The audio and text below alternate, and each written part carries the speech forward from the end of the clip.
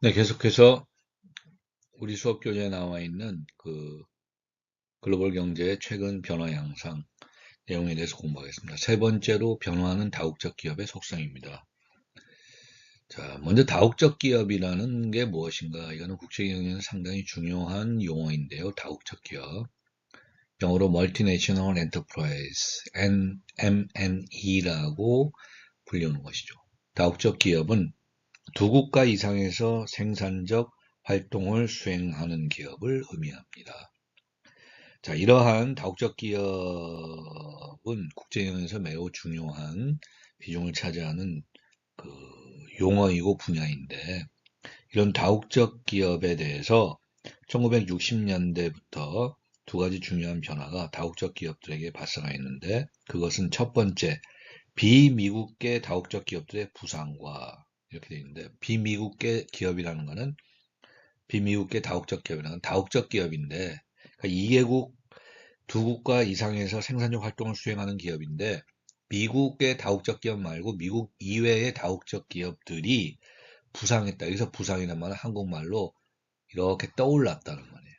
그러니까 어떤 이제 비중, 비율, 중요성, 그것에서 크게 증가하였다. 그 말입니다. 그리고 두 번째는 미니 다국적 기업들의 성장이다. 여기서 미니라는 말은 작다는 거예요.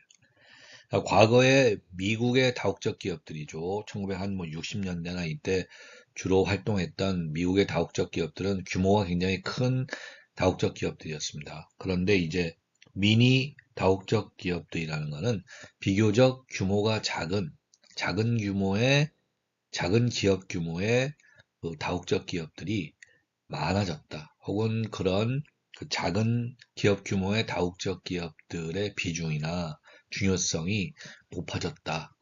그렇게 이해하면 되겠습니다. 이 내용과 관련해서 우리 수업 교재에서 설명하고 있는 내용을 한번 살펴보겠습니다. 비미국계 다국적 기업. 1960년대 미국의 다국적 기업들은 세계 경제를 주도하였다.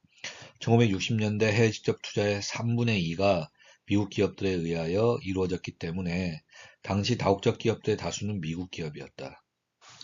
그래서 여기에 그림 보시면은요. 그림 나와 있죠. 그림 1-4입니다. 그림 1-4를 살펴보면 1973년에 세계 260대 다국적 기업들 중에 48.5%가 미국 기업이었습니다.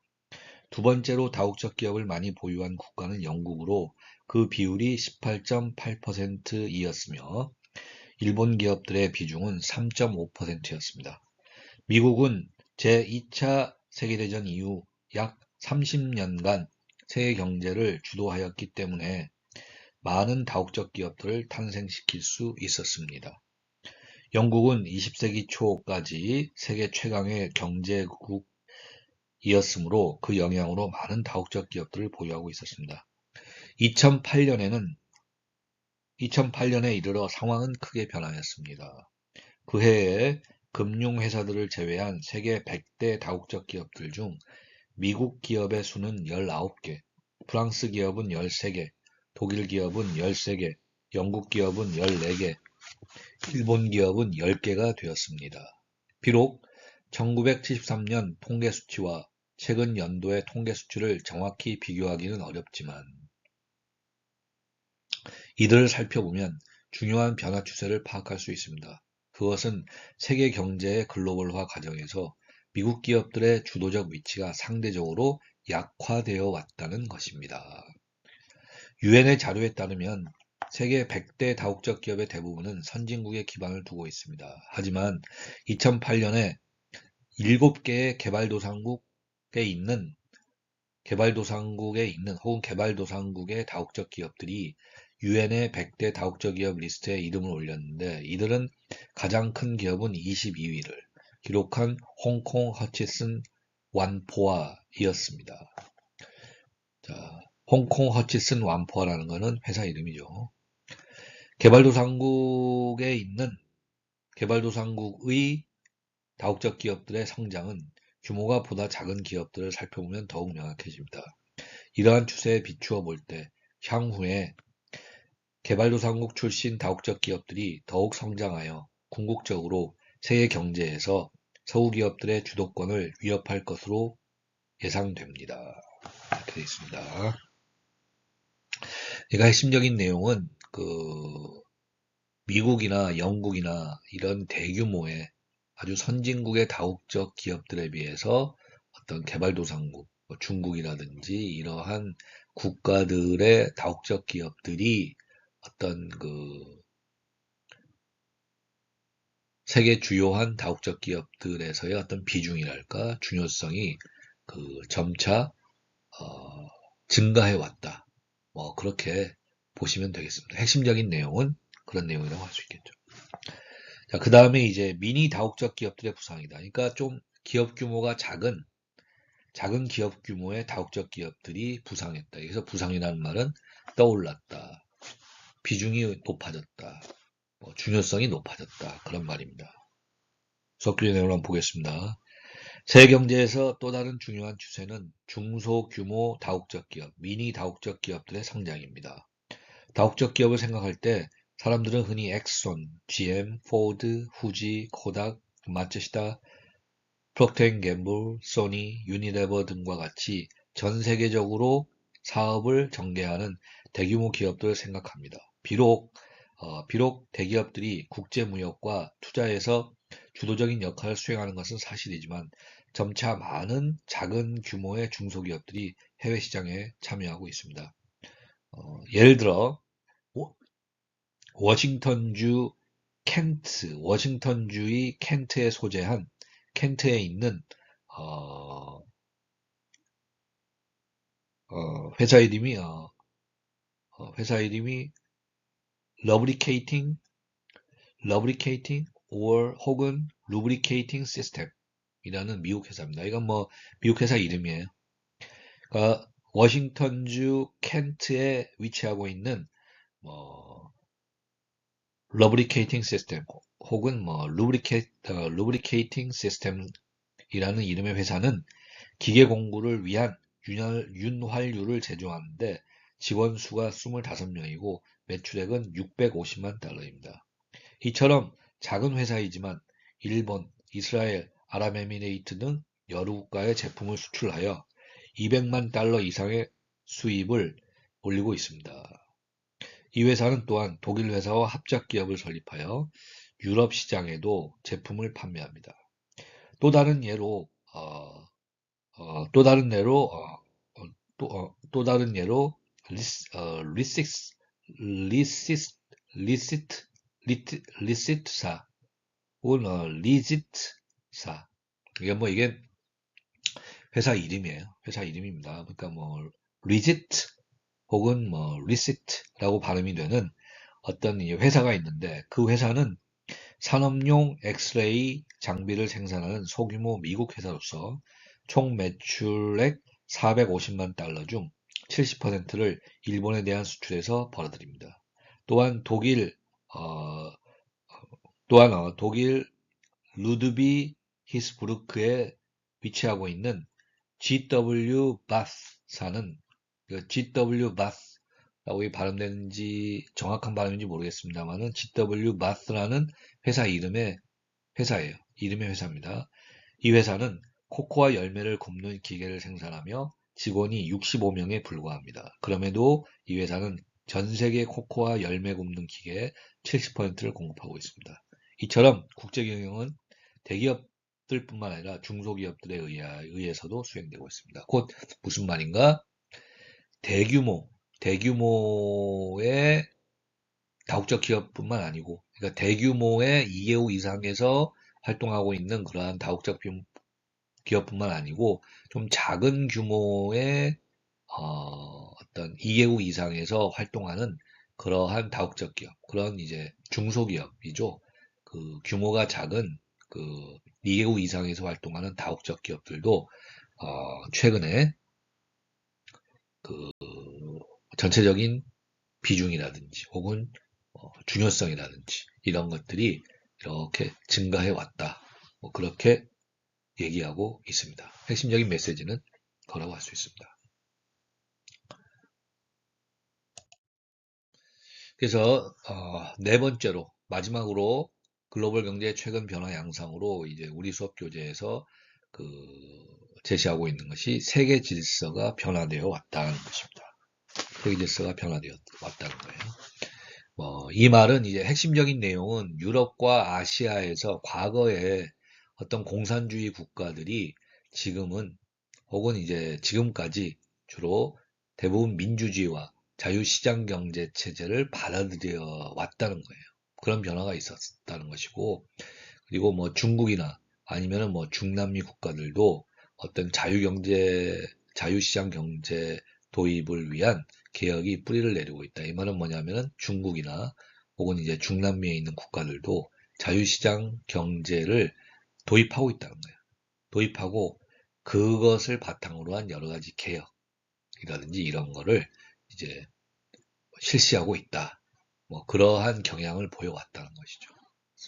그러니까 과거에 유럽이나 아시아의 공산주의 국가들은 대부분 이제 민주주의보다는 독재, 그리고 자유시장 경제보다는 어떤 그 계획경제 체제죠. 어떤 집권, 정당, 대통령, 공산당이라든지 이런 곳에서 어떤 계획하는 그런 경제 체제, 이런 거였는데, 그러한 계획경제 체제를 포기하고, 이제 자유시장 경제 체제를 좀 받아들이는 그러한 방향으로 변화해 왔다라는 것입니다. 중국이나 중남미 국가들도 마찬가지로 자유시장 경제 체제를 도입하고 그거를 통한 어떤 개혁이죠. 기존 어떤 경제 체제나 이런 거에 대해서 개혁하려는 그러한 경향이 강했다는 겁니다. 그런 식으로 변해왔다. 핵심적인 내용은 그렇다는 것입니다.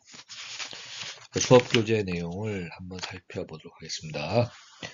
변화하는 국제질서. 1989년부터 1991년 사이에 뜨거운 민주화 열풍이 공산주의 국가들을 휩쓸었다. 그 배경에 대해서는 우리가 챕터 2에서 상세히 살펴보겠지만 동유럽 국가들로 시작하여 궁극적으로 소련에 이르기까지 공산주의 정부들은 차례로 붕괴되었다. 그 결과 과거의 소련은 역사 속으로 사라지면서 15개의 국가로 분리되었다. 체코슬로바키아는 2개의 국가로 나누어졌으며 유고슬라비아는 비극적인 내전을 통하여 5개의 국가로 분열되었다. 유럽과 아시아의 과거 공산주의 국가들은 대부분 민주주의와 자유시장 경제를 지향하고 있습니다. 만일 그러한 추세가 지속된다면 이들 지역에서 국제경영의 기회는 대폭적으로 증가될 것입니다. 반세기 동안 이들 지역은 실질적으로 서구 기업들에게 접근이 차단되어 있었습니다.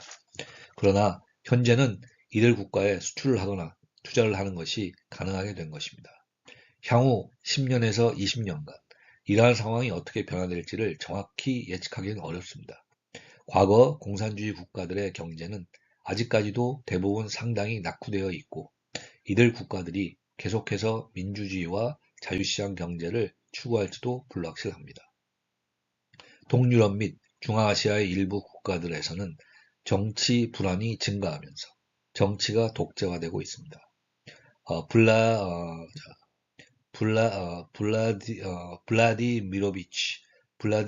블라디미로비치 푸틴이 집권한 러시아의 경우도 경제활동에 대한 정부의 통제가 증가하여 시장경제가 후퇴하는 조짐을 보이고 있습니다. 따라서 이들 지역에서 사업을 하는데 많은 위험이 따르지만 그에 대한 보상도 클 것입니다. 한편 보다 조용한 혁명이 중국, 동남아시아 그리고 중남미에서 이루어지고 있습니다. 그러한 변화가 국제경영에 미치는 영향은 동유럽 공산국가들의 붕괴에 못지않습니다. 중국은 1989년 천안문 사태 이후 국내의 민주화 운동을 억압하였습니다. 그럼에도 불구하고 중국은 지속적으로 자유시장 경제를 추구하였습니다. 현재와 같은 속도로 중국 경제가 향후 20년간 계속해서 발전한다면 중국은 과거 일본보다도 빠른 속도로 제3세계 국가에서 강력한 경제대국으로 그 지위가 격상될 것입니다. 중국은 과거 10년간 1인당 국내 총생산이 GDP죠. GDP. 중국은 과거 10년간 1인당 국내 총생산이 매년 8%씩 성장하는 눈부신 경제 성장을 이루었습니다. 중국 경제가 향후에 매년 이보다 낮은 6에서 7%씩만 성장을 한다고 하더라도 2020년에 이르면 13.3억만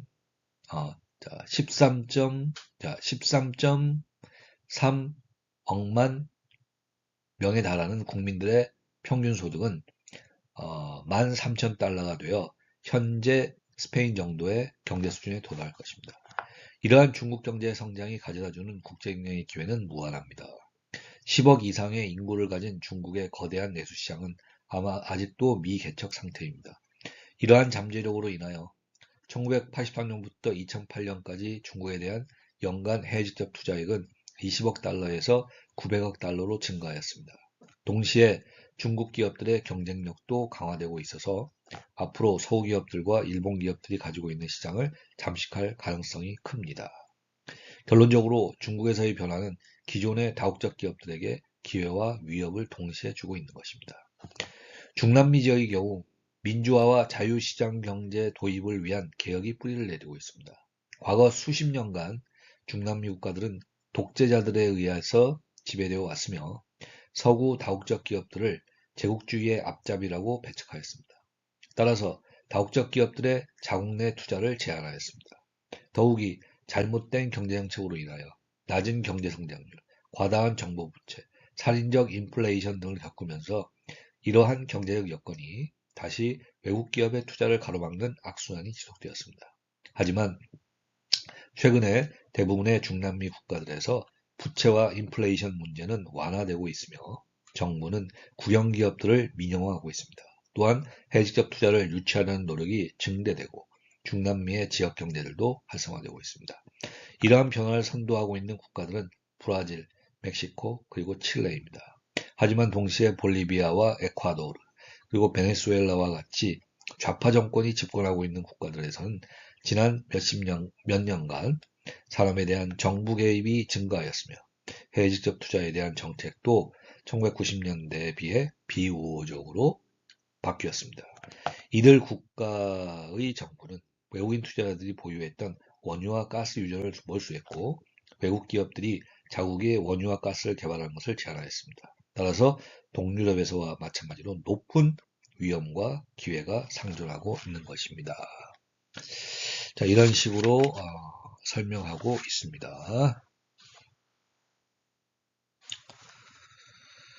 예, 그래서 이제 마지막 부분으로 이 글로벌 경제의 최근 변화 양상에서 이제 그 21세기의 글로벌 경제라고 우리 수업 교재에 추가적으로 그 코멘트 하고 있는 부분이 있어요. 예, 그 부분을 같이 한번 읽어보고 이 동영상 마치도록 하겠습니다. 강의 동영상. 21세기의 글로벌 경제에서 글로벌 경제 최근 변화 양상 4가지와 함께 마지막으로 이제 그 관련해서 우리 수업 교재가 코멘트하고 있는 것입니다. 21세기의 글로벌 경제. 그러니까 이 글로벌 경제의 최근 이러한 4가지 주요한 변화와 함께 21세기 어떤 글로벌 경제에 대해서 코멘트하고 있는 내용입니다. 이상에서 논의한 바와 같이 지난 4반세기에 거쳐 세계 경제에는 급격한 변화가 있었습니다. 제품, 서비스, 그리고 자본의 국제적 흐름에 대한 장벽들이 크게 완화되었습니다. 국제무역과 투자는 세계 총 생산액보다 빠른 속도로 증가하여 국가 경제들이 점차 보다 밀접하게 서로 통합되면서 하나의 상호우존적인 경제 시스템으로 발전하고 있음을 시사하고 있습니다. 또한 일부 국가들은 경제 발전을 통해 선진국 대열에 합류하게 되었습니다. 몇 세대 전까지만 해도 한국과 대만은 개발도상국 중에도 못 사는 국가들에 속하였습니다. 오늘날 이 두 국가는 거대한 경제 규모를 자랑하고 있으며 이들 국가에 소속된 기업들은 조선, 철강, 전자, 화학 등 여러 분야에서 자랑하고 있으며 이들 국가에 소속된 기업들은 죄송합니다. 네. 다시 한번 보죠. 몇 세대 전까지만 해도 다시 보겠습니다. 몇 세대 전까지만 해도 한국과 대만은 개발도상국 중에도 못 사는 국가들에 속하였습니다. 오늘날 이 두 국가는 거대한 경제 규모를 자랑하고 있으며 이들 국가에 소속된 기업들은 조선, 철강, 전자, 화학 등 여러 분야에서 국제적인 경쟁자로 부상하였습니다. 세계 경제의 글로벌화는 점점 더 많은 국가들이 자유시장적 경제 정책을 채택함에 따라 더욱 가속화되고 있는데 이들 국가 중 상당수는 2세대에서 3세대 전까지만 해도 시장경제 체제를 반대했었습니다.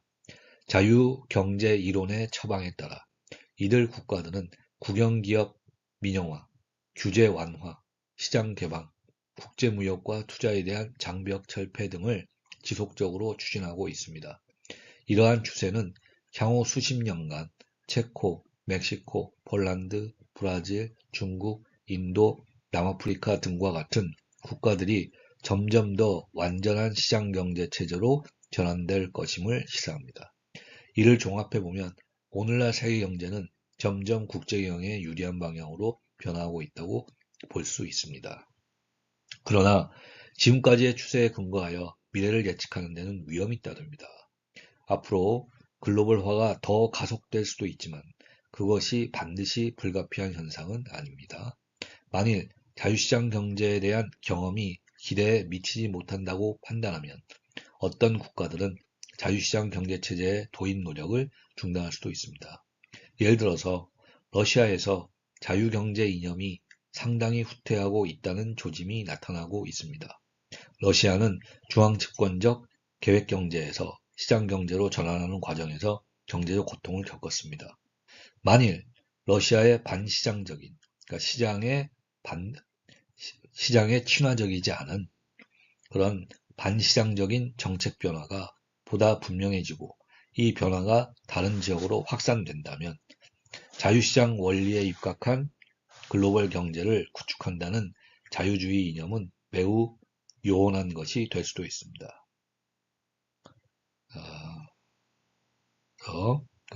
요원하다는 말은 좀 거리가 있다 그런 말이죠. 이루어지지 않는다 그런 말입니다.